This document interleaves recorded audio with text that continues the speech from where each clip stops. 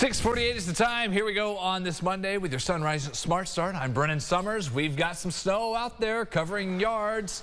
How about this view? East Main and Winton in Rochester to get you going on this Monday. Pavement okay there, James. Yes. But we are going to be cold throughout the day, and we will tack on here and there just a little more snow till tomorrow. The only areas that I've seen that you're driving over with issues are some bridges. Yeah. As you've got colder air going under the bridge, and so it's surrounded by below freezing temperatures. That's why bridges freeze over first. Ground is going to maintain that warm air, so I really don't see too many issues throughout most of the day. Grass will continue to get accumulation.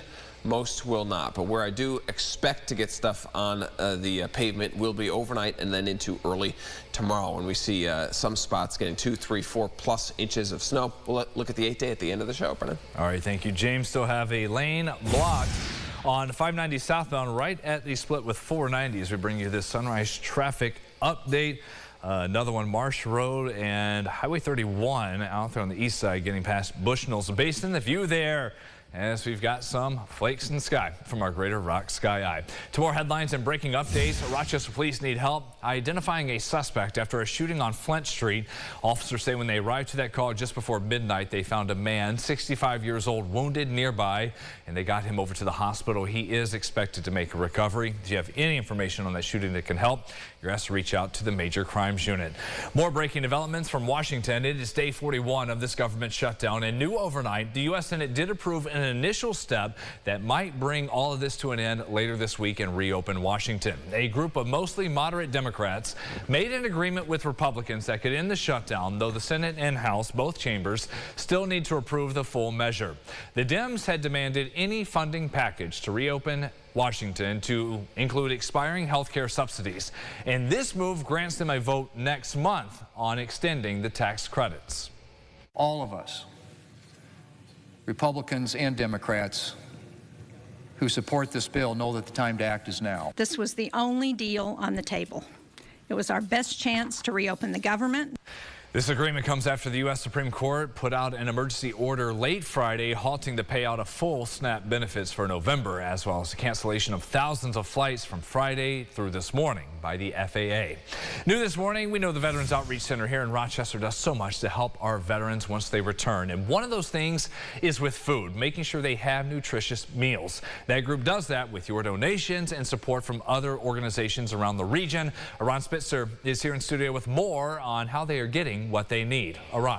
Brennan, the VOC's Richards House on South Ave, which provides housing for veterans, also provides warm meals throughout the week. I spoke with Brian Sullivan, their residential food coordinator. He ensures the vets staying there have their nutritional needs met, and when he's not around, that they can self-serve. Now, part of the food that he gets to make this possible is from FoodLink. He has access to a website to create a shopping list, and he does that every week. Now, Sullivan himself is a vet and has had to use the services at Richards House, so he truly knows what these guys are going through. A lot of the folks who come in to the transitional housing, they haven't had their nutrition met in probably quite a while. So they're probably down on their weight, down on their nutrition. So coming in here, we're going to make sure that they have a nice warm bed to sleep in and that they have access to all the foods that they need to get themselves back up on their food and healthy.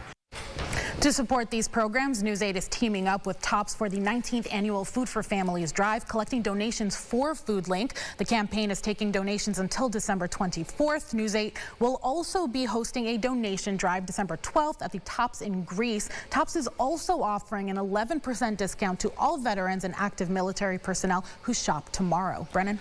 Ron, thank you. More information, RochesterFirst.com. What a disappointing loss. 30-13 for Buffalo on the road in Miami. So we pick things up and down 7-0 in the second quarter. Max Harrison gets beat on that deep ball to Jalen Waddle. Harrison would have another interception, but Miami up early 13-0. Second half, Bills open with a great drive, but Josh Allen gives up a terrible interception in the red zone. Bills went scoreless through 3 quarters. Fans needed some beer in the stands. Fourth quarter, Bills down 10 with some momentum. Allen breaks one off a sneak, then fumbles his first game ever with an interception and a lost fumble. The Bills lose big time. Sean McDermott spoke about what was missing afterward. Come out and control the game early. and play a certain way with a certain style, and we didn't do that today. And so that's why we got the result we got, especially in the first half. And then we're chasing the game. They were in control of the game for the first half, and then in the second half we were chasing the game, which is a hard way to play. They came ready to play. They wanted it obviously a little more than us. I got to be better. I'd be better in the protection game, in the pass game, in the run game, all of it. You know, it's anytime you turn it over 3 times, 2 in the red zone, and really you could count that last one, you know, driving, kind of going into the red zone. So that's a recipe for disaster. It's a week-to-week league. You got to bring your A game every week. We talk about that a lot. We really do. And we work our tails off during the week to come out, to your point, and play better and coach better and perform better overall. It didn't happen. It's week to week. Patriots win again at the Buccaneers. Yeah. Tampa Bay comes to Orchard Park there Sunday afternoon. Tampa Bay's a good team.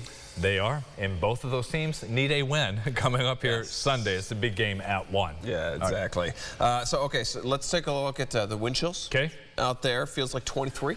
Whoo!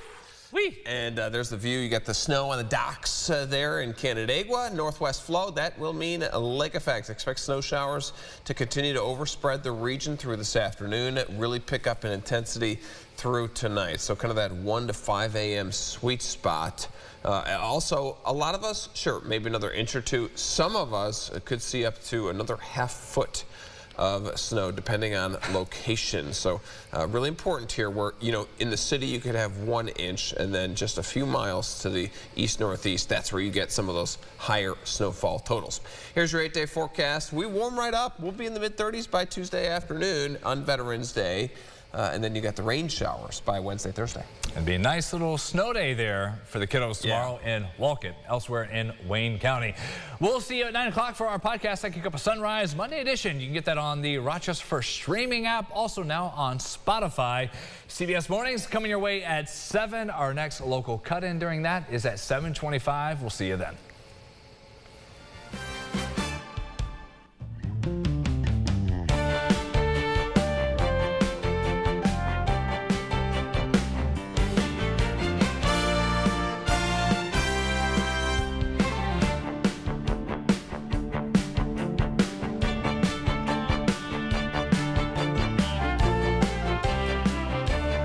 Follow News 8 wherever you are on RochesterFirst.com, Facebook, X, and on our app for news and weather.